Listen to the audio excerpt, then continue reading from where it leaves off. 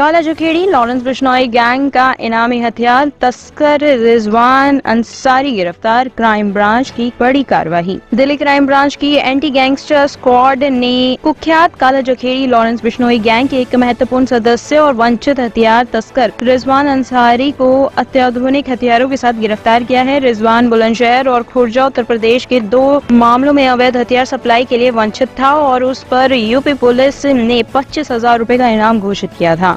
Delhi police की crime branch की 2 टीमों ने कल एक अच्छे काम किए हैं। 2 आज हम आपके साथ शेयर कर रहे हैं।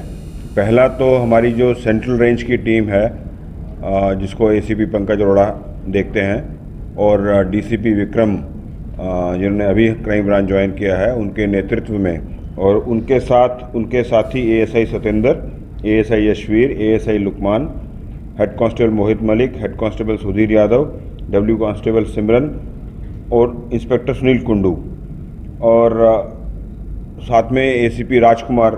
ये ER2 की टीम है एक्चुअली। इन्होंने एक बर्गलरी का गैंग बस्ट किया है और उसमें 3 बर्गलर गिरफ्तार किए हैं। जाने माने ये बर्गलर हैं, नॉन बर्गलर हैं, और पुराने इन पर केसेस भी हैं, और बड़ा ही नायाब और बड़ा ही एक नया मोडस ऑपरेंडी यूज़ कर रहे थे बर्गलरी करने के लिए। ये बेसिकली जो ईस्ट दिल्ली है या नॉर्थ ईस्ट दिल्ली है या शादरा डिस्ट्रिक्ट का एरिया है, उन एरियाज़ में टारगेट करते थे, उन मकानों में जिन मकानों में 2 चीज़ें खास होती थी। या तो उस मकान की मॉर्निंग में, अर्ली मॉर्निंग में भी लाइट जली हुई दिखती थी, या कोई साथ में कोई कंस्ट्रक्शन एक्टिविटी हो रही होती थी। पहले ये एक हम लोग मोडस ऑपरेंडी जानते हैं बर्गलर्स का, कि बर्गलर्स जब एक मकान पे को टारगेट करते थे तो देखते थे कि किसी मकान के आंगन में अखबार अगर 2-3 पड़ी हैं और अंदर नहीं गई हैं और किसी ने उनको उठाया नहीं है, तो वो समझ जाते थे कि ये घर कुछ दिनों से अनअटेंडेड है।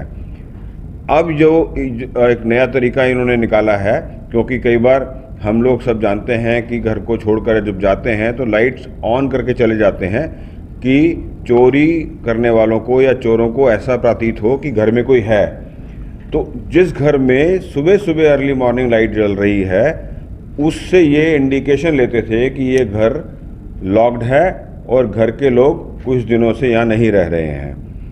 और मोस्टली जो इन्होंने बर्गलरी की है वो उन घरों में की है जिनकी बालकनी में को एक्सेस करने का आस पड़ोस का में कोई उसका ज़रिया था, या तो कोई कंस्ट्रक्शन हो रही थी या कोई और उनके पास ऐसा सिस्टम था, पाइपिंग था, गैस की पाइपलाइन थी या कुछ और था, ताकि वो इजीली बालकनी में चढ़ के बालकनी के ज़रिए अंदर घुस सकें और अंदर घुसकर बर्गलरी करके सामान निकाल सकें।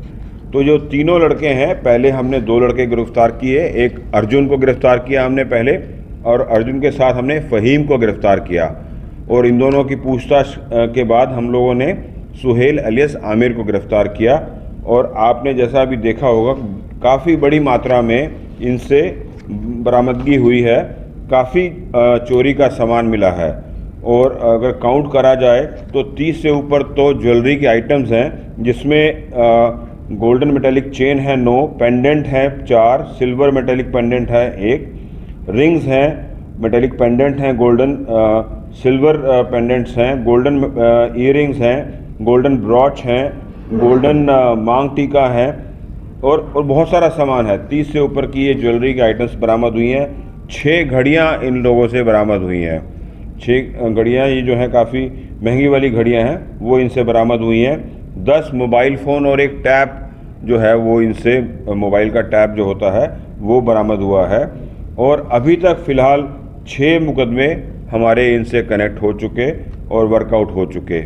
ये तीनों बर्गलर के अरेस्ट करने के बाद हमें उम्मीद है कि जो खासकर ईस्ट डिस्ट्रिक्ट और नॉर्थ ईस्ट और शादरा वाला एरिया है, वहाँ रिलीफ मिलेगा और बर्गलरी की वारदात में कमी आएगी। इन तीनों पे पहले मुकदमे हैं। आगे की पूछताछ हम भी करेंगे और लोकल पुलिस भी आगे की पूछताछ करेगी, और कोशिश करेंगे कि इनसे और रिकवरी हो और बाकी और मुकदमे भी इनसे खुल सकें। टॉप स्टोरी ब्यूरो के लिए दिल्ली से हेमंत कुमार की रिपोर्ट।